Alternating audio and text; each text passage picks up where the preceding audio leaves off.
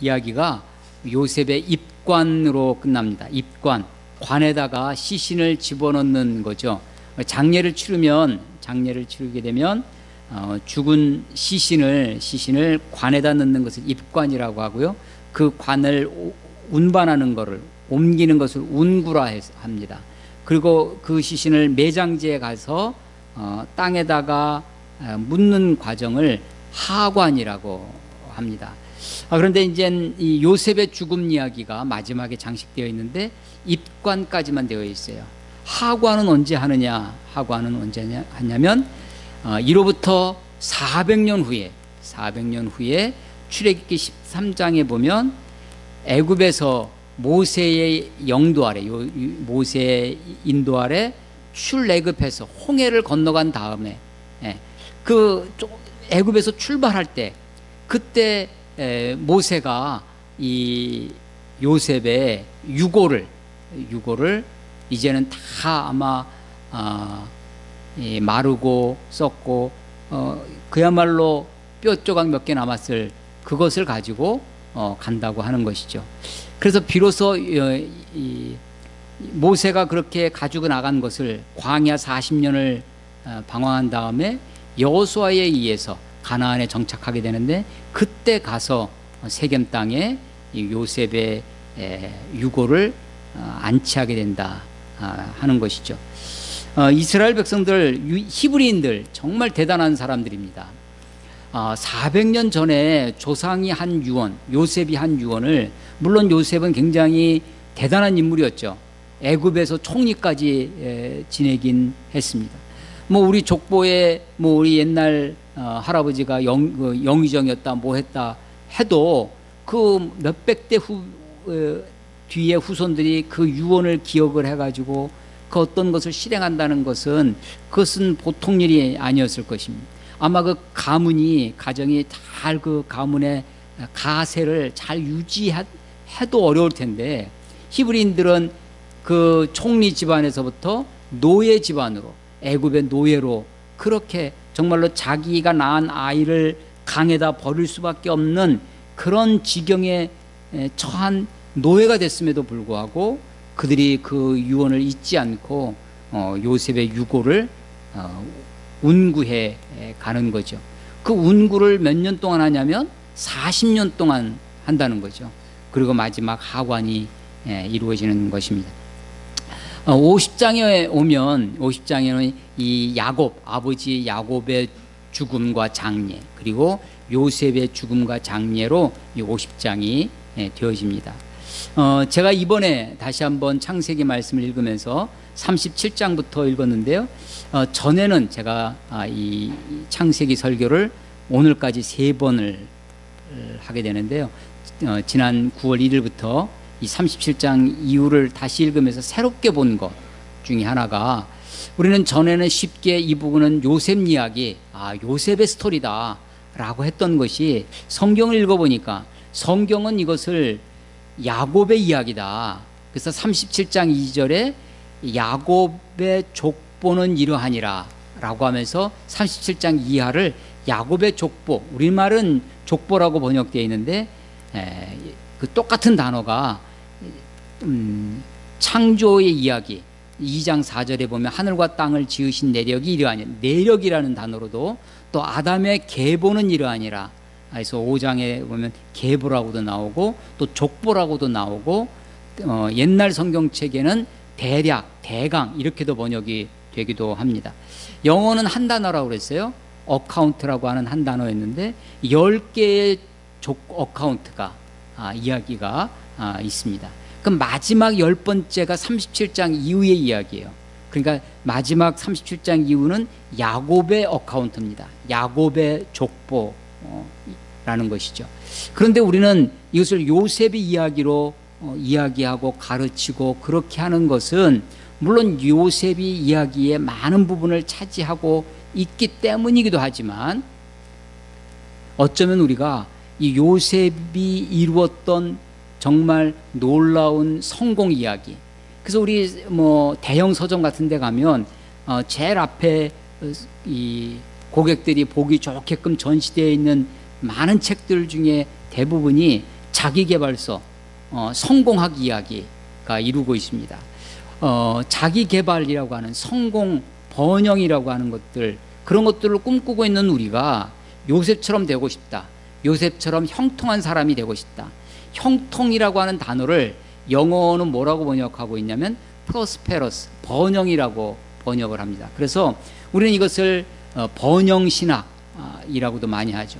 20, 30년 전에 한국 기독교 안에 많이 회자되었던 단어가 뭐였냐면 만사형통하리라, 하나님 우리를 형통케 하리라 라고 하는 거죠. 이 단어는 굉장히 구약적인 표현입니다. 신약에는 형통이라는 단어가 없어요. 구약에만 있습니다. 창세기에 나오고요, 여호수아서에 이 말씀을 따라 좌로나 우로나 취하냐면 네 말씀에 순종하면 내 길을 형통하게 하리라 라는 것이 한 번 더 나오고요, 구약의 창세기, 특별히 요셉 이야기에 많이 나오고 여호수아, 또 이렇게 구약에만 나오는 단어죠. 신약에는 이것이 신약적 표현으로 바꾸면, 신약의 표현으로 이 형통을 찾아보면 어떤 게 있냐면 이기리라, 승리하리라, 우리를 승리케 하신 하나님, 내가 세상을 이기었노라 라고 하는 그 단어로 바꿀 수 있을 것입니다. 모든 일에 승리하게 하시는, 이기게 하시는 하나님이라고 하는 거죠. 어쩌면 우리는 이렇게 성공에 대한 갈망, 번영에 대한 꿈, 성공에 대한 그 비전을 가지고 그것을 요셉에게 투영해서 이런 성공 스토리, 이렇게 해서 삶을 형통케 해야 되겠다. 그래서 기독교적인 번영의 이야기로 이 요셉을 보고 있기 때문에, 이 부분을 보고 있기 때문에 야곱의 족보라고 성경은 분명히 이야기함에도 불구하고 우리는 그것을 너무 가볍게 넘기고 그냥 요셉 이야기다 라고 하는 거죠. 자, 성경의 관점은 이것이 요셉에게 있는 것이 아니라 야곱에게 있었다. 그런데 성경은 왜 이것을 야곱에 중점을 두고 보고 있냐면, 하나님이 야곱에 주신 언약을 이루어 가시는 그 하나님의 모습을 보게 하기 위하여 성경의 기자는, 창세기 기자는 이것을 야곱의 족보라고 밝혀주고 있는 것입니다. 그래서 하나님이 역사를 어떻게 이끌어 오셨는가, 그래서 우리는 성경을 통해서 뭐 요셉도 보고 야곱도 보고 이삭과 아브라함, 뭐 다윗, 뭐 여러 인물들을 우리가 보고 있지만, 사실은 그 인물을 우리들에게 소개하고 그 인물을 통해서 교훈을 얻는 것이 1차적 목적이 아니라, 그것들을 통해서 하나님이 어떻게 역사를 이끌어 가시는지, 하나님은 어떤 분이신지를 보게 하려고 하는 것이 성경의 궁극적인 목적이다 라고 하는 것이죠. 그래서 요셉의 이야기도 아니고, 사실은 야곱의 이야기도 아니고, 이 책은, 이 모든 성경은 사실은 하나님의 이야기다. 하나님이 어떻게 역사를 이끌어 가시는지, 그래서 하나님이 주인이 되어야 되겠다라는 것을 다시 한번 깨닫게 되어집니다. 하나님께서 인류를 대하시는 방법이 창세기 앞부분 1장서부터 11장까지는 온 인류를 통으로 전체적으로 대하셨습니다. 창조 이야기, 타락과 추방, 그리고 그들을 홍수로 심판하시고 또 바벨탑을 쌓는 인간의 그 교만함을 심판하시는 그런 모습 속에서 하나님이 인류를 전체로 대상으로 하셨어요. 그런데 그 방법으로는 인류가 사람을 구원하기 어렵다는 것을, 하나님이 특별히 노아의 홍수 때 죄악이 관영함을, 죄악이 가득했던 저들의 생각에, 마음에 생각하는 것이 항상 악할 뿐임을 보시고 슬퍼하사, 하나님이 슬퍼하셨대요. 성경에 아주 우리가 이해하기 어려운 표현 중에 하나입니다. 아니, 전능하신 하나님이, 전지하신 하나님이, 모든 것을 아시고 모든 것을 하실 수 있는 그분이 사람을 지으셨음을 슬퍼하셨습니다. 근데 그것을 다른 버전, 다른 번역본, 특별히 영어 성경을 보면은 하나님이 아파하셨다 이렇게 되어 있습니다. 하나님이. 그래서 사람들의 모습, 죄악이 가득한 모습을 마음으로 생각하는 것마다 악한 것을 보시고 하나님이 저들을 심판하시죠. 홍수로, 물로 다 심판하시는데, 그때 노아와 그의 가족들을 구원하셨습니다. 그래서 새로운 인류, 신인류를 시작하셨던 것입니다. 그러나 그 노아의 가족들도 세월이 가면서 하나님을 잊어버리고 하나님을 경외하기를 잊어버리고 또 죄악이 생겨나죠. 이제 홍수로 망한 그들이 이제 더 이상 홍수로 망하지 않기 위하여 높이 탑을 쌓습니다. 그게 바벨탑이죠. 그러면서 우리가 스스로를 우리가 높이 올라가서 그 바벨탑을 무너뜨리게 됩니다. 그때부터 바벨탑을 쌓을 때 그들이 하나님이 바벨탑을 무너뜨린 방법 중에 하나가 뭐였냐면 그들의 언어를 혼잡게 하는 것입니다. 말이 갈라지는 거예요. 그래서 높은 탑을 쌓을 때 제 생각입니다. 야, 거기 벽돌 갖고 와라. 그러니까 못 알아듣는 거죠. 물 갖고 옵니다. 야, 가서 그 지푸라기 좀 갖고 와라 하는데도 지풀 가지 않고 딴 거 갖고 옵니다. 말이 통하지 않으니까 말이 통하는 사람들끼리 갈라지게 됩니다. 그래서 이 바벨탑 사건으로 각 나라와 민족 언어로 방언으로 흩어지기 시작합니다. 그래서 흩어지는 역사 속에 하나님이 한 사람을 불러오시는 이야기가 히브리 역사의 시작입니다. 히브리 민족의 시작, 아브라함을 부르신 겁니다. 어디서 부르셨냐면 갈대아 우루, 갈대아인이 사는 지금의 메소포타미아 지역, 티그리스 강과 유프라데스 강이 만나는 풍요로운 지역이었습니다. 거기는 메소포타미아 문명, 4대 문명이 생겨난 곳이죠. 그 갈대아 우루 그 지역은 사실은 다신교의 지역이었습니다. 그래서 그곳에서 하나님이 아브라함을 택하셔서 부르십니다.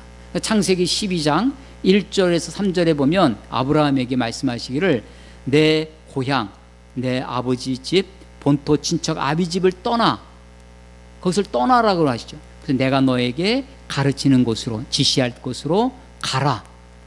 내가 너를 큰 민족을 이루고 내 이름을 창대케 하고 너를 축복하는 자를 축복하고 너를 저주하는 자를 내가 저주하리니 너를 통하여 너로 말미암아 천하 모든 민족이 복을 얻게 하려 함이니라 라고 하는 것입니다. 하나님의 뜻이 어디 있는지, 하나님의 뜻이 무엇인지 우리는 잘 알 수 없습니다. 그런데 마치 이 프리즘, 여러분 프리즘 아시죠? 삼각형 유리 모양 막대처럼 된 프리즘. 그 프리즘을 보시면요, 빛이 들어옵니다.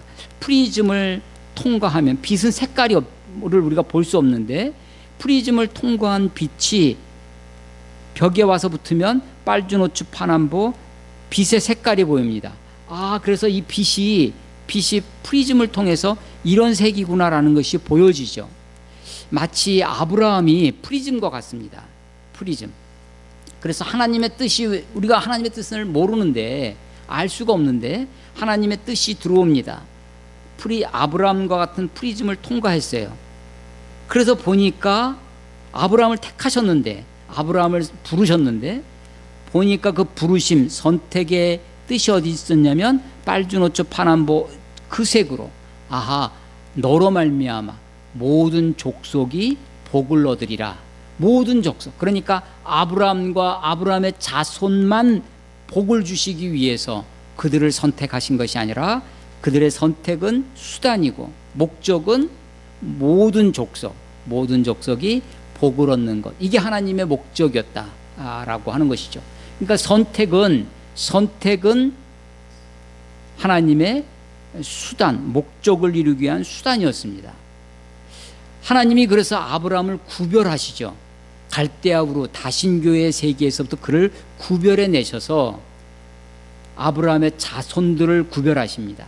아브라함의 자손들이 어떻게 구별되냐면, 특별히 초창기 역사 가운데, 이 믿음의 조상들의 역사 가운데 고의적인 종족 구별이라는 것이 있습니다. 아브라함이 100세가 되어서 이삭을 낳습니다. 그 이삭의 아내를 고를 때 이 아브라함이 자기 종에게 명령을 합니다. 이 가나안 족속 중에서 아내를 구하지 말고 내 고향 하란 땅에 가서 거기서 이 내 아들의 아내를 구해와라 해서 멀리 가서 거기서 리브가를 택해오죠. 그 그게 고의적으로 종족을 구별했다는 것입니다. 그래서 이삭과 리브가 사이에 쌍둥이 에서와 야곱이 태어납니다. 그런데 이 야곱이 형을 팥죽왕 그룹으로 장자의 명분도 사고 아버지를 속이고 형처럼 변장을 해서 털도 붙이고 형 옷도 입고 해가지고 축복을 중간에 인터섹트하죠. 중간에 낚아챕니다. 자기가 축복을 받아요. 그리고 화가 난 형을 피해서 도망을 갑니다. 이 도망가는 이 야곱에게 이삭이 또 당부하는 게 있어요. 그게 뭐예요? 28장 1절에 보면 너는 이제 저 하란 땅 너 외삼촌 라반에게 가서 이 가나안 여인이 아니라 거기 가서 내 아내를 택하라 라고 하는 부탁을 합니다. 그러니까 아버지 이삭도 리브가를 고의적으로 종족을 구별했어요. 근데 야곱도 고의적으로 종족을 구별해서 라반의 딸들을 아내로 맞이합니다. 그게 레아하고 라헬이고 또 그의 종들 4명의 아내를 얻게 되고 12 아들을 낳게 되죠. 자, 그래서 믿음의 조상들의 역사 가운데 하나님이 그들을 구별하시는 장면이 있습니다. 처음에 2가지 구별이 있는데 하나는 지리적으로 공간적 구별이 있습니다. 지리적인 구별. 그래서 메소포타미아라고 하는 갈대아라는 다신교의 지역에서 그를 불러내서 가나안 땅으로 지리적으로 구별합니다. 공간적인 구별이 있어요. 그리고 인종적으로 구별합니다. 아브라함, 사라, 그 다음에 이삭과 리브가, 또 야곱이 라헬과 레아, 고의적으로 인종 구별이 있습니다. 고의적 종족 구별이죠. 그래서 하나님은 이스라엘 백성들 가운데, 히브리인들 가운데, 믿음의 조상들 가운데 구별케 하십니다. 구별을 원하셨어요. 그것이 나중에 이 요셉을 통해서도 나타나는데요. 요셉이 애굽의 총리가 된 다음에 총리가 된 아들 요셉을 따라서 야곱이 다 내려옵니다. 야곱의 가족 70명이 다 내려오는데 어디로 가게 되냐면 애굽 땅, 그 애굽 이집트 중에 고센이라고 하는 지역에 들어가게 됩니다. 고센에 들어가게 된 이유는 애굽 사람들은 농경 문화예요. 이 나일강의 나일강이 범람하면 곡창지대가 되죠. 위 상류에서부터 온갖 이 자양분이 풍부한 흙을 와서 퇴적 쌓이게 돼서 거기서 곡식을 농사를 지니까 소출도 많고 그렇습니다. 그래서 일찍이 농경 문화가 발달하면서 농경 문화의 특징은 정착입니다. 정착을 해야 문화가 꽃피죠. 그래서 이집트의 문화 중에 건축 문화, 피라미드 이런 것으로 대표되어지는 건축 문화, 천문화 혹은 토지 측량하는 것, 이런 것들이 굉장히 발달하게 되고요. 미이라 같은 것들은 다 의학의 발달이거든요. 그런 것들이 발달하고 그게 다 어디서 출발하냐면 소위 정착이라고 하는, 그게 어디서 오냐면 농경에서 오는 겁니다. 그러니까 농경 문화가 이집트 문화예요. 그래서 이 이집트 문화는 유목문화는 떠돌아다니는 거죠. 이 유목민들을 굉장히 창세기 읽어보신 분들은 다 알겠지만 가증히 여겼습니다. 그들을 굉장히 천하게 여겨서 함께 하지 않습니다. 함께 하지 않는 것 따시키는 거죠. 함께 하지 않는 것 차별인 겁니다. 자, 하나님은 우리들을 구별하기를 원하십니다. 근데 사람들은 자꾸 차별합니다. 근데 그것을 이용해서 애굽에 내려온 야곱 식구들을 어떻게 하냐면 고센에 따로 살게 하십니다. 이집트 문화로 보면 그들을 차별한 것인데 하나님은 그들을 구별하셨어요. 지리적으로 구별하셨습니다. 마치 저는 이걸 뭐라고 표현하냐면 어머니의 자궁과 같다라고 하는 것입니다. 하나님이 아브라함에게 큰 민족을 이루겠다고 했는데 큰 민족을 이루는 방법이 가나안 땅에 그대로 두고서는 큰 강대국들이 오고 가면서 그 대상들이 지나가는 길입니다. 거기서 큰 민족을 이루기 전에 아마 다른 큰 강대국에서 짓밟혔을 것입니다.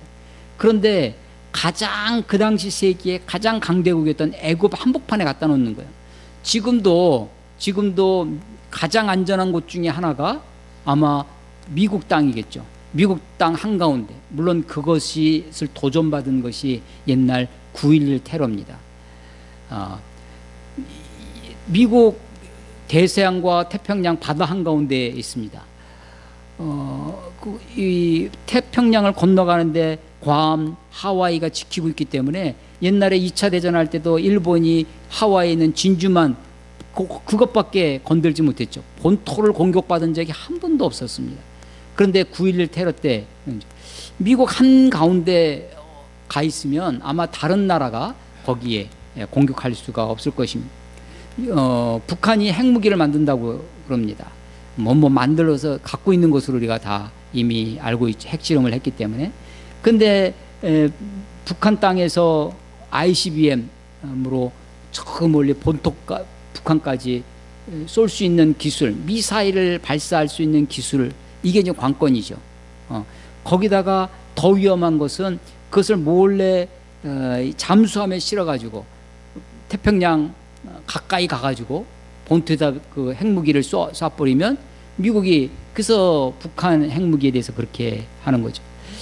가장 그 당시 세계의 강대국이 어디였냐면 이집트, 애굽이었습니다. 애굽 한가운데 고센 땅에다가 아브라함의 자손들, 야곱의 식구들 70명을 갖다 놓은 것입니다. 그들이 그곳에서 커가는 거죠. 큰 민족으로. 그래서 출애굽할 때 당시에 60만 명이 애굽에서 나와요. 남자들만. 이게 성경도 약간의 차별이 있는 것 같아요. 여자는 숫자를 안 내렸습니다. 어린아이들도 숫자를 안 내렸어요. 그래서 남자 장정만 60만 명입니다. 그러니까 여자까지 하면, 여자 배하면 120만 명. 아마 옛날엔 인구 구조가 피라미드로 이렇게 되어 있었기 때문에 이 더 밑에는 많았겠죠. 그래서 200만, 적어야 200만, 300만 그 이상 되었을 것입니다. 그 많은 민족으로, 큰 민족으로 아브라함의 자손들을 키울 수 있었던 것은 바로 애굽 땅 고센에 가 있었기 때문이죠. 애굽 땅 고센에 가 있는 것, 그것은 하나님의 작전, 하나님의 계획이었습니다. 하나님의 구별이었습니다. 그것을 우리는 지리적 구별이라고 합니다. 지리적 구별. 하나님은 구별하시는데 사람은 뭘 한다고요? 사람은 차별합니다. 차별은 밀어내는 거죠. 인종차별, 우리 인종과 다른 인종은 밀어내는 겁니다. 뭐 지역 간에 뭐 출신 도에 따라서 사람들을 차별한다든지 성에 따라서 똑같은 일을 하는데도 똑같은 남자와 여자가 똑같은 일을 하는데 임금이 다르다. 이건 차별이겠죠. 똑같은 일을 하는데 학력에 따라서 고졸 출신이 하는 거랑 대졸 출신이 결국 야 일은 똑같은데 임금이 다르다. 이건 차별일 수 있습니다. 예, 차별은 밀어내는 거죠. 그런데 반대쪽에서 보면요, 차별의 반대쪽이 뭐냐면 편애입니다. 편애는 끌어안는 거예요. 나 아닌 나와 다른 것을 밀어내는 것이 차별이라면 나와 같은 것만 끌어안는 거예요. 내가 좋은 것만. 그래서 하나님은 아브라함의 자손들에게 이삭에게 구별해서 리브가를 아내로 맞이하게 하고 야곱에게 구별해서 라헬과 레아와 그의 친척들 가운데에서 이건 초기입니다. 초기 역사의 각별한 구별을 하나님이 원하시는데 그들은요, 인간들은 뭘 하냐면 하나님은 구별하시고 인간들은 차별한다.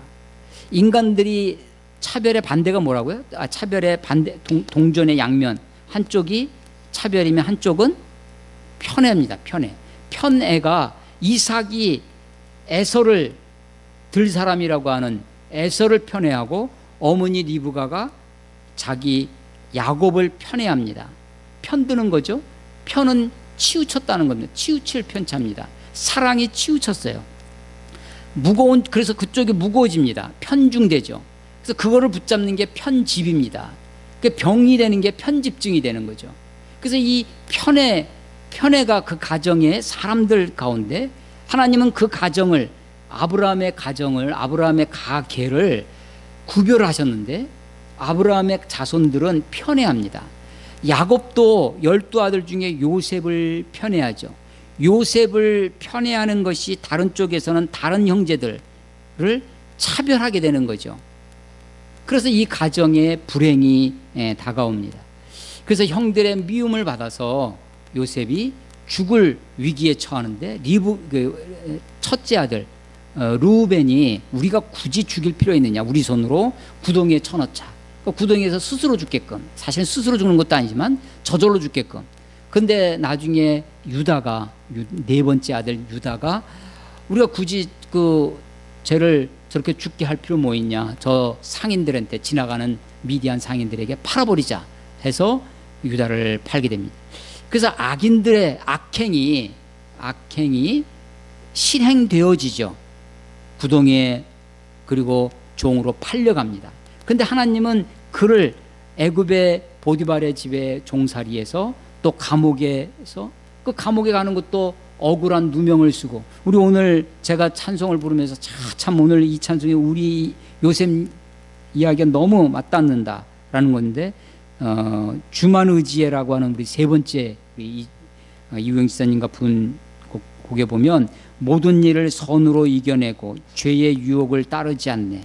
나를 구원하신 영원하신 그 사랑, 크신 그 은혜, 날 붙드시네. 나를 붙드시네. 이게 섭리한다는 거죠. 섭자가 붙잡을 섭자라 그랬습니다. 죄의 종으로 팔려가고 다시 억울한 누명을 쓰고 죄수로 감옥에 갑니다.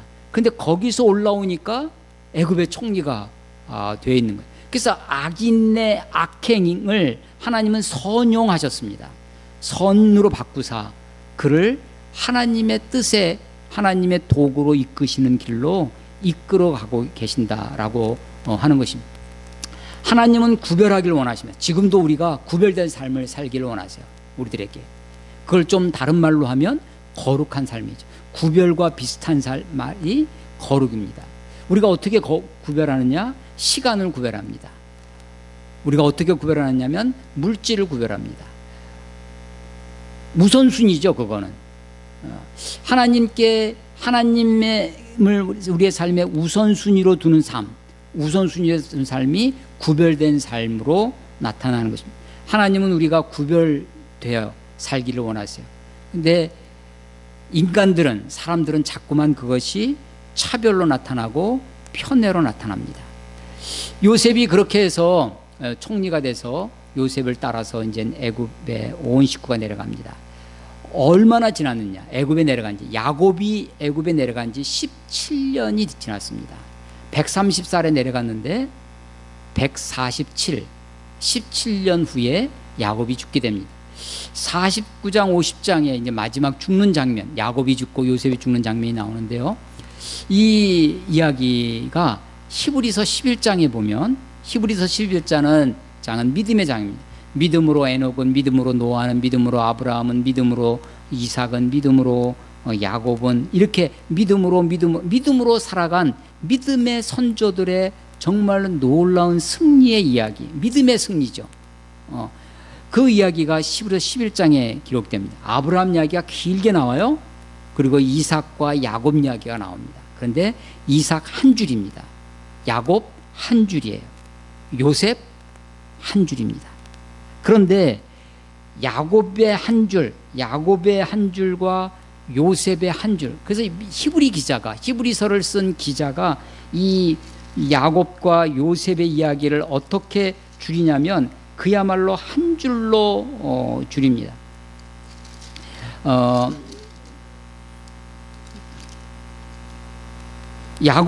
야곱이 침상 머리에 기대어 자기의 마지막 숨을 거두는 장면이 있는데, 히브리서 11장 21절에 보면 믿음으로 야곱은 죽을 때 요셉의 각 아들에게 축복하고 그 지팡이 머리에 의지하여 경배하였으며. 그러니까 야곱의 이야기가 많이 있잖아요. 베델에서 그 사닥다리 이야기, 야복강에서 밤을 지내도록 씨름하던 이야기, 아니 팥죽 한 그릇으로 형에게 장자를 오늘 팔던, 또 아버지를 속여서 축복받던 이야기, 수많은 이야기가 있는데 그 이야기는 히브리 기자는 하나도 쓰지 않고 하나를 쓰는데, 마지막 죽을 때 침상의 머리에, 지팡이 머리에 의지해서 하나님을 경배했다라는 것을 하나 쓰고요. 요셉도 한 줄의 줄입니다. 히브리서 11장 22절에 보면 믿음으로 요셉은 임종시에 이스라엘 자손들이 떠날 것을 말하고, 어디를 떠나는 거냐면 애굽 땅을 떠나는 거죠. 어디로? 가나안 땅으로, 약속의 땅으로 떠날 것을 말하고, 또 자기 뼈를 위하여 명하여, 자기 뼈를 가지고 가라고, 자기 유고를 가지고 내 해골을 가지고 가라, 그걸 명했다는 것입니다. 요셉이 아버지의 장례를 그야말로 성황리라고 하나요? 아주 그냥 정말로 놀랍게 아버지 야곱의 장례를 치릅니다. 아직도 살아있는 권력이었죠. 요셉이 아직 총리로 있었기 때문에 총리의 아버지가 죽은 거예요. 애굽의 2인자입니다. 그래서 바로의 신하들, 원로들까지, 이 50장에 보시면 이 원로들까지 다 따라가 가지고, 이 50장 7절에 보시면 요셉이 자기 아버지를 장사하러 올라가니, 가나안 땅으로 올라가는 거예요. 바로의 모든 신하와 바로 궁의 원로들과 애굽 땅의 모든 원로들까지 다 대동해 가지고 가나안 땅에 와서 아버지 이삭과 할아버지 아브라함이 묻혔던 헤브론에 있는 막벨라 밭의 굴에 거기에 장사를 지냅니다. 가나안 사람들이 깜짝 놀라는 거죠.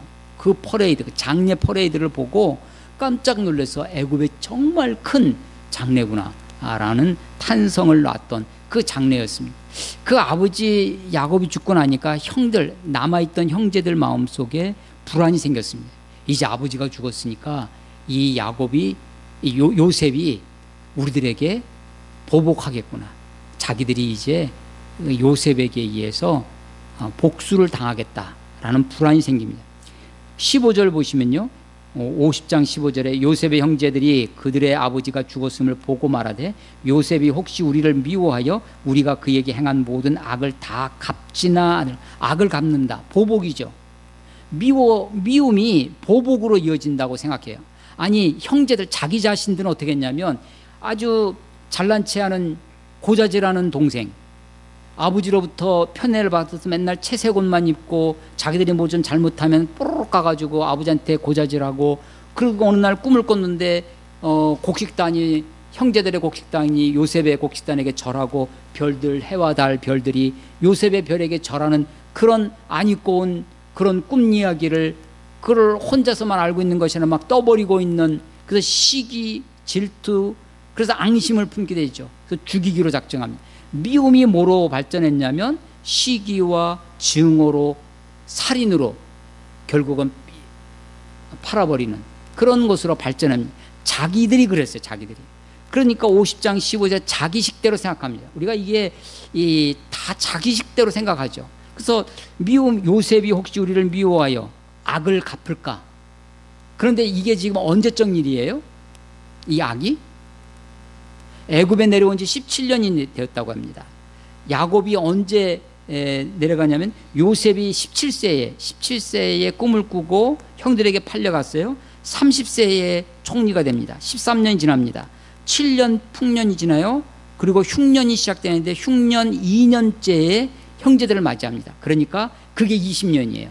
그리고 애굽에 내려온 지 17년이야. 그러니까 적어도 아주 그것을 간결하게 해도 37년, 근 40년 가까운 세월이 흐르는 겁니다. 40년 전에 동생 요셉을 팔아먹었던 거예요. 그러니까 40년 후에 기억하는 겁니다. 그러니까 형들은요, 지금 그거를 자기들이 40년 전에 했던 악행을 잊지를 못하는 거죠. 그리고 자기 식대로 보복할 것이라고 생각하는 거예요. 그래서 이 염려와 걱정, 불안이 무엇으로 발전했냐면 거짓말로 발전합니다. 아버지를 팔아먹는 거죠. 아버지 야곱이 형들의 잘못을, 악행을 용서하라고 했다. 형들의 허물과 죄를 용서하라 하셨나니, 이렇게 유언을 했다고 요셉한테 가서 이야기를 하는 겁니다. 그러니까 우리의 죄를 용서하소서라고 이제사 아버지가 죽고 나니까 자기들이 불안해서 그제서 사죄를 합니다. 사죄를 해요. 죄를 구하죠. 용서를 구하고 있는 모습입니다. 어쩌면 이런 불안과 염려가 없었다면 이렇게 자기들의 입으로 죄를 구하는 이 자리까지도 오지 않았을 것입니다. 아니 사실은 이미 처음에 야곱 가족을 불러들일 때, 두 번째 만났을 때 45장에 보면 형들 앞에서 자기 정체를 드러낼 때 45장에 내가 요셉입니다 라고 막 울면서 얘기할 때 보면 나를 보내신 이는, 나를 이곳에 보내신 당신들이 아니라 하나님이 나를 많은 생명을 구원하시려고 나를 먼저 보내셨습니다. 하나님이 이렇게 하신 것입니다. 역사를 이끄시는 역사의식, 이 요셉의 역사의식을 말하죠. 당신들이 보낸 것이 아니라 하나님이 보냈다고 얘기를 했어요. 그런데 형들은 그것을 믿지 못하는 거죠. 아버지 야곱이 죽고 나니까 요셉이 보복할까 염려해서 거짓말을 하고 있는 것입니다. 17절 끝에 보면 그런 형들의 이야기를 듣고 요셉이 웁니다. 요셉이 울어요. 이 울음의 의미는 뭘까요? 드디어 이 형들이 자기들의 죄를 이실직고 하는구나. 드디어 내 꿈이 이루어져서 형들이 무릎을 꿇고 내게 사죄를 구하는구나. 그래서 우는 걸까요? 감격해서? 예. 형들이 거짓말을 하는 이 형들의, 아니 48장 49장에 보면 야곱이 죽을 때 다른 형제들을 제쳐두고 요셉에게 특별히 축복하는 장면이 나옵니다. 요셉의 두 아들을 데려다가, 두 아들을 므낫세와 에브라임이죠. 요셉은 므낫세가한테 야곱의 오른손이 올려지길 원했어요. 그래서 야곱이 눈이 어두웠습니다. 자기 아버지 이삭처럼 볼 수 없었어요. 그래서 손을 이렇게, 오른손을 므낫세, 왼손을 둘째 에브라임. 그런데 정작 축복할 때 야곱이 손을 어긋맞습니다. Cross his hand입니다. 손을 이게 어긋맞춰서 오른손을 에브라임에게. 그래서 에브라임을 므낫세보다 앞세우게 됩니다. 앞세웠다. 그래서 성경이 아주 이게 정확한데요. 그 전까지는 므낫세와 에브라임 이렇게 기록하는데, 그 다음부터는 에브라임과 므낫세 이렇게 번역합니다. 므낫세의 이름의 뜻은 뭐냐면 망각이라고 그랬죠. 잊어버림이었어요. 뭘 잊어버리냐? 요셉이 자기의 고난을 잊어버리는 겁니다. 자기의 상처, 아픔, 또 옛날 아버지의 집에서 있었던 그 편애받던, 사랑받던 그 추억들, 그걸 다 잊어버리겠다는 거예요. 그리고 나서 아들을 태우는데 번영입니다. 그래서 망각 다음에 번영이 오는 거죠. 그런데 야곱은 그걸 순서를 바꿔요. 번영, 에브라임을 앞세웁니다. 그런데 그 번영만 누리고 살 것이 아니라 사실은 그것도 잊어버려야 됩니다. 뒤에 누가 따라오냐면 므낫세가 따라오죠. 그때 그 에브라임과 므낫세를 축복하면서 이 야곱이 하는 말이 뭐라고 했냐면요, 이 두 아들은 내 것이다. 누구처럼? 르우벤과 시므온처럼. 사실은 손자예요. 손자를, 학녀를 높이는 겁니다. 양자처럼, 양자를 높여서 그래서 이 요셉이 결국은 두목을 받는 겁니다. 그래서 고대는요, 장자, 맏아들 장자에게는 유산을 남겨줄 때 두목을 줬어요. 장자의 특권입니다. 그런데 지금 누가 두목을 받냐면 르우벤, 육신의 장자 르우벤이 두목을 받는 것이 아니라 요셉이 두몫을 받아요. 장자로 여김을 받는 거죠. 뿐만 아니라 48장에 보면 그 장면에 보면 그 요셉에게 축복할 때요, 무슨 이야기를 하냐면 내가 전에 야곱의 옛날 이야기를 하는 거예요. 베델의 이야기. 베델에서 하나님이 나를 만나셨을 때 너희 조상 이 땅을 너에게 주리니, 너와 내 자손에게 주리니, 하나님 아브라함과 맺었던 언약, 이삭과 맺었던 언약을 베델에서 그렇게 축복하시고 약속하셨던 것을 요셉에게 말하고 있는 거예요, 야곱이. 그러니까 야곱은 그 하나님의 언약의 가계가 누구에게 흘러갈 것이라고 생각했냐면 요셉에게 갈 것이라고 야곱은 생각했던 것 같습니다. 그래서 요셉에게 장자의 두 몫을 주고, 그리고 요셉에게 자기에게 말씀하셨던 하나님의 언약의 말씀을 요셉에게 지금 얘기하고 있는 거예요. 그게 48장의 이야기입니다. 그런데 정작 우리는 역사를, 성경의 역사를 알고 있는데, 하나님의 특별히 메시아의 가계는 어디로 가냐면 유다에게로 가죠. 유다에게로. 그래서 다윗의 자손 예수가 그 유다에게로 흐릅니다. 그 창세기에 보면요, 인간들의 역사죠. 아브라함, 이삭, 야곱. 근데 그들의 의도대로 되지 아니하고, 사람들의 의도, 야곱의 의도대로 되지 않습니다. 요셉의 의도대로 되지 아니하고, 역사는 하나님의 의도, 하나님의 뜻대로 되어진다라는 것을 보게 되어집니다. 자, 형제들이 야곱이 죽은 다음에 거짓말을 해서 용서해 달라고 할 때 그가 울었어요. 울었습니다. 자기를 믿지 못하고 있는 이 형들 앞에, 이게 정말 안쓰럽고 안타깝고 너무나 애석하고 하는 거죠. 웁니다. 그러면서 19절에 보면 요셉이 그들에게 이르되 두려워하지 마소서. 지금 저들이 이렇게 거짓말하는 이유가 두려움 때문이라는 것을 알았다는 거죠. 두려움에는 사랑이 없습니다. 그래서 형제들과 요셉 사이에 사랑이 없어요. 사랑에는 두려움이 없나니. 그래서 그것 때문에 우는 거죠. 19절에도 두려워하지 마소서, 21절에도 당신들은 두려워하지 마소서. 요셉이요, 그 형들에게 두려워하지 말라는 이야기를 2번씩이나 합니다. 19절에 두려워하지 마소서, 내가 하나님을 대신하리이까. 예, 하나님을 무엇을 대신하여? 하나님이 뭘 한다고? 하나님이 보복할까 봐. 내가, 보복은 누구에게 있는 거예요? 원수를 갚는 것이 내게 있나요? 원수 갚는 게 하나님께 있어요. 하나님. 그래서 원수 갚는 것을 우리들에게 맡겨주지 않습니다. 내가 원수를, 어떤 일을 당했어요? 내가 원수를 갚아. 그런 걸 뭐라고 하죠? 사적 제재를 가하는 것. 사적으로 제재를 가하는 것, 린치를 가한다라고 하죠. 린치를 가합니다. 사적 제재를 가해요. 근데 사적 제재는 지금 법으로 금지되어 있습니다. 누가 나를 해코지를 했어요. 그러면 내가 그것을 보복을 하면 역시 그것도 또 동일한 그 순간에 내가 방어하면서 하면, 그것은 우리가 정당방위라는 말로 그것은 정상을 참작합니다. 그렇지만 내가 어저께 맞았는데 오늘 앙심을 품고 가가지고 그 다음날 보복하는 것, 사적 제재는 법으로 금지되어 있습니다.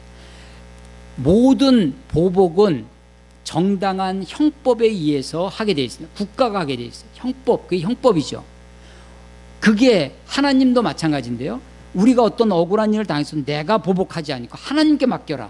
원수 갚는 것은 내게 있다, 하나님께 있다 라고 하는 것입니다. 하나님을 믿지 아니하고 내가 막 보복을 해요. 하나님을 대신하는 거예요. 요셉은요, 요셉의 탁월함 중에 하나는요, 요셉은 분수를 잘 아는 사람이었습니다. 요셉은 자기 위치를 잘 아는 사람이었어요. 사람 사이에도 자기 위치를 잘 알았어요. 그래서 보디발의 아내가 유혹할 때 이 모든 것은 나에게 다 의탁하였지만 당신만은 나에게 맡기지 않았습니다. 사람 사이에도 자기 위치를 잘 알았어요. 자기가 지켜야 할 분수가 어딘지를 잘 알았습니다. 이게 요셉의 탁월함입니다. 하나님 앞에서도 내가 하나님을 대신하면 하나님인 양, 하나님인 척, 하나님이 되고 싶어서 하나님인 줄 알고 행하는 것, 그게 창세기 3장의 선악과를 따먹은 죄죠. 그 이후로 인간이 하나님, 자기가 자기인을 결정하려고 합니다. 내가 내 인생의 주인인 줄 압니다. 내가 역사의 주인인 줄 알아요. 자기가 하나님인 줄 알아요. 이게 인간의 범죄입니다. 겸손이 뭐냐? 내 위치를 아는 겁니다. 그래서 겸손은 어떤 삶의 태도일 뿐만 아니라 지혜입니다. 지혜. 내가 나를 아는 거예요. 사람들 사이에 내가 서야 할 자리가 어딘지, 하나님과 사람 사이에 내가 어디 서야 하는지를 아는 것이 겸손이죠. 내가 하나님을 대신하리이까 당신들은 나를 헤아려 하였으나, 그건 사실입니다. 40년 전의 팩트입니다. 팩트예요. 당신들은 나를 헤아려 하였으나. 그런데 그 과거의 사실, 팩트를 어떻게 해석하느냐 라는 것이 우리들의 몫입니다. 당신들은 나를 헤아려 하였으나 하나님은 그것을 선으로 바꾸사 악을 선용하시는 하나님이십니다. 하나님은 그것을 선으로 바꾸사 오늘과 같이 많은 백성의 생명을 구원하려 하시려 하였나니, 하나님이 이렇게 하신 것은 많은 사람들의 생명을 구원하려, 이게 하나님의 목적이라는 거예요. 그래서 무엇이 선이냐? 그 하나님의 목적에 부합하는 것, 하나님의 목적에 맞는 것이 선이에요. 내 기분에 맞는 것, 내 감정에 맞는 것. 내 기분은, 내 감정은 억울합니다. 내 감정은 분이 생겨요. 내 감정은 그 이익을 추구하는 욕심이 생겨요. 내 감정, 기분, 생각에 부합하는 것이 아니라, 내 꿈, 내가 하고 싶은 욕망에 사로잡히는 것이 아니라 하나님의 뜻, 하나님의 계획, 하나님의 의도에 부합하는 것, 이게 선한 것입니다. 하나님은 악을 선으로 바꾸시는 분이에요. 근데 우리는 그 선마저 내 욕심으로 바꾸려고 합니다. 그 선마저 내 악으로 바꾸려고 해요. 악행이 그거죠. 그래서 당신들은 나를 헤아려 하였으나, 이게 팩트입니다. 근데 당신들은 나를 헤아려 하였으나, 그것은 하나님이 그것을 선으로 바꾸셔서, 왜 바꾸셨느냐? 많은 사람들을, 내 생명을 구원하려 하셔. 그 많은 사람들의 생명을 구원하는 것에 부합하도록 내가 살아야 된다. 내 기분이나 감정을 내려놓고 하나님의 목적에 따라 사는 것. 그래서 뭐라고 얘기하냐면 21절, 당신들은 두려워하지 마소서, 내가 당신들과 당신들의 자녀를 기르리이다. 아주 적극적인 선이죠. 내 기분은 억울합니다. 내 기분은 분이 있어요. 그렇지만 그것에 따라 살지 아니하고 하나님의 목적, 뜻에 부합해서 적극적으로 선을 행하죠. 당신과 당신들의 자녀를 내가 기르리이다. 원수를 갚지 않는, 보복하지 않는 것에서, 소극적인 선에서 멈추지 아니하고. 그 요셉의 탁월함은 여기에 있습니다. 자기에게 주어진 상황, 삶, 어떤 상황이든지 그것에 굴복하여 타협하지 않고 하나님께 감사함으로 최선을 다해서, 종은 종으로서의 삶을 최선을 다합니다. 죄수는 죄수로서의 삶을 최선을 다해 살아요. 애굽의 총리면 총리로서의 삶을 최선을 다해 살아요. 그럴 뿐만 아니라 겸손한 사람입니다. 자기 위치를 잘 알아요. 자기가 하지 말아야 할 일, 선을 넘지 않습니다. 하나님을 대신하지 않아요. 보복하지 않습니다. 소극적인 선에서 적극적인 선으로 내가 당신과 당신들의 자녀를 기르리이다 라고 했던 사람입니다. 이 요셉이 죽습니다. 요셉이 죽을 때 24절에 보면 나는 죽을 것이나, 이 야곱도 이런 얘기했어요. 나를 죽을 것이나. 48장 21절 야곱도 똑같은 말을 합니다. 나는 죽을 것이나 하나님이 당신들을 돌보시고 당신들을 이 땅에서 인도해 내사 아브람과 이삭과 야곱에게 맹세하신 땅, 어디입니까? 가나안 땅입니다. 약속의 땅으로 이르게 하시리라 라고 하면서 하나님이 그렇게 하실 것이다. 이건 뭐예요? 하나님께 대한 요셉의 믿음이죠. 요셉의 꿈입니다. 요셉의 꿈이 뭐냐? 곡식단이 자기에게 절하고 별이 나에게 절하는, 내가 그래서 높아지고 형들이, 식구들이, 사람들이 나에게 절하는 것, 자기의 지위가 높아지는 것, 그게 꿈이 아니라 요셉이 꿈꾼 건 뭐냐면 하나님의 언약이 이루어지는 것입니다. 약속이 이루어지는 거예요. 하나님이 우리 조상들에게 약속하신 그 땅에 너희들을 이끌어낼 것이다. 언젠지 모르지만. 그런데 빨리 이루어질 것은 아니었던 모양입니다. 그러니까 자기 해고를 가지고 25절, 요셉이 또 이스라엘 자손에게 맹세시켜 이르기를 하나님이 반드시 당신들을 돌보시리니 당신들은 여기서 내 해고를 메고 올라가겠다. 내 해고를 꼭 나를 데리고 가라. 그 약속의 땅에, 맹세하신 그 땅으로 나를 메고 가라 라고 맹세를 시킵니다. 이게 야곱의 유언이에요. 그러니까요, 만약에 요셉의 꿈이 총리가 되는 게 요셉의 꿈이었다면, 지위가 높아지고 성공하고 번영하고 그게 꿈이었다면, 그걸 꿈으로 알았다면, 그게 최고의 지고의 선으로 알았다면 요셉이 그렇게 얘기를 하지. 야, 내가 그 모진 고생을 하면서, 고난을 겪으면서 하나님이 나를 이렇게, 우리가 다 이렇게 얘기하잖아요. 하나님이 나를 이렇게 성공하게 하셨습니다. 하나님이 나를 축복하셨습니다. 그러니까 너희들이 이것을 잘 누리고 이 위치를 잘 견고히 다지고 자손 만대로 이 애굽 땅에서, 아니 애굽에서 400년을 살았으면 고향 아닙니까? 완전히 애굽인 됐을 거 아니에요? 그런데 히브리인들은 그렇게 하지 않았습니다. 400년이 지났는데도 이 언약을 믿고 이 언약을 지키고 있는 거죠. 요셉의 꿈은 어디에 있었느냐? 하나님의 언약에 있었습니다. 하나님의 뜻이 이루어지는 데 있었어요. 하나님의 계획이 이루어지는 데 있었습니다. 자, 프리즘 기억하시죠? 아브라함의 프리즘. 하나님의 뜻이, 하나님이 나를 왜 선택하셨는지, 아브라함을 왜 부르셨는지, 하나님의 부르심의 뜻이 어디 있는지 우리가 잘 모릅니다. 하나님이 왜 나 같은 것을 불러서 구원받게 하시고 하나님 자녀로 삼아 주셨는지 우리는 잘 알 수 없어요. 그런데 프리즘을 통해서 보니까 아브라함을 통해서 비춰진 빛이 모든 족속이 복을 얻게 하려 하심이라 라고 하는 것이죠. 요셉을 통해서 많은 사람이 생명을 구원하려 하시는 것, 이게 하나님의 뜻이었다라고 하는 것입니다. 하나님의 뜻이 우리들 가운데 이루어지기를 소망하고 기도하고 우리에게 주어지는 삶을 최선을 다하며 겸손하게 사는 것, 이것이 야곱의 족보 요셉 이야기의 교훈이 아닌가 생각되어집니다. 오늘 세 번째 부른 찬송, 아까 주만 의지에 거기에 보시면 내 삶이 작게만 보여도 선하신 주 나를 이끄심을 보내 중심을 보시는 주님만 따르네 날 택하신 주만 의지에 보이는 상황에 무너질지라도 점점점 나락으로 떨어집니다. 종으로 죄수로 그렇게 떨어지면 그래도 상황이 무너질지라도 예수의 능력이 나를 붙드네 보이지 않아도 주님만 따르네 내 평생 주님을 노래하리라. 아마도 400년 동안 얼마나 많은 자손들이 있었겠습니까? 그 꿈이 이루어지지 않은 것을, 아니 노예로 태어나서 노예로 죽어갑니다. 그것을 수없이 반복했을 것입니다. 그러다가 어느 날 모세라고 하는 사람을 통해서 출애굽을 하는 거죠. 어쩌면 우리는 우리의 삶이 작게만 보이는지 모릅니다. 하나님이 나를 부르신 뜻이 무엇인지 다 알 수 없어요. 그러나 우리가 하나님을 믿고 하나님의 언약을 믿고 우리가 하나님의 자녀입니다. 하나님이 우리를 주의 백성으로 삼으셨습니다. 하나님의 나라에 임할 때 하나님의 영광이 우리들에게도 나타나실 것입니다. 이 하나님의 언약을 굳세게 믿고 상황이 어떠할지라도 주님을 소망하며 살아가시는 저와 여러분이 되시기를 주의 이름으로 축원합니다. 기도하겠습니다. 하나님 아버지, 은혜를 감사합니다. 오늘도 주님 앞에 머리를 조아려 기도합니다. 주의 말씀을 곱씹고 생각하며 하나님의 말씀의 뜻이 무엇인지, 이 말씀을 통해 우리에게 무엇을 말씀하시려는지 우리가 헤아려 짐작합니다.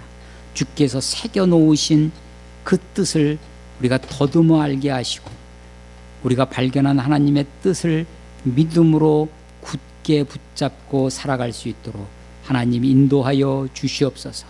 우리의 작은 삶을 통해서도 하나님의 뜻이 온전히 이루어질 수 있도록 하나님 축복하여 주시옵소서. 예수님 이름으로 감사하며 기도드렸사옵나이다. 아멘.